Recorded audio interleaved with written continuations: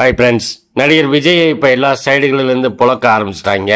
இப்போ ரீசெண்டாக பார்த்தீங்கன்னா நடிகை தேவயானியோட கணவர் ராஜகுமாரின் என்ன சொல்லியிருக்காருன்னா, மக்களுக்கு நல்லது பண்ணுறதுக்கு தான் அரசியலுக்கு வந்திருக்கேன் அப்படின்னு சொல்கிறத நான் ஏற்றுக்க மாட்டேன். ஏன்னா அரசியலுக்கு வராமலேயே மக்களுக்கு நல்லது பண்ணலாமே.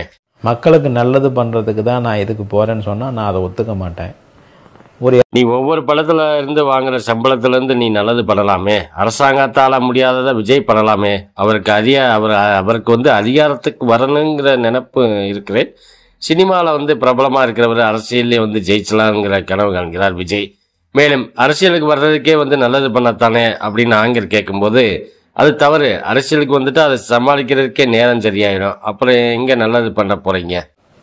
அரசியல்ங்கிறது மக்களுக்கு நல்லது அதெல்லாம் கிடையாது. அப்படி சொன்னா அது தவறு. அரசியலுக்கு வந்துட்டா நீ அதை சமாளிக்கவே உங்களுக்கு நேரம் பத்தாது. நீங்க எங்க நல்லது செய்வீர்கள்? கடைசியா பாத்தீங்கன்னா ராஜகுமார் சொன்னதுதான் டர்னிங் பாயிண்ட். அரசியலுக்கு வந்ததை நல்லதுன்னு நினைக்கிறீங்களான்னு கேட்கும்போது, நல்லதா இது நடக்கும்னு நீங்க நினைக்கிறீங்களா? கண்டிப்பா நடக்காது அப்படின்னு சொல்லி இருக்கிறாரு. பண்றாரு.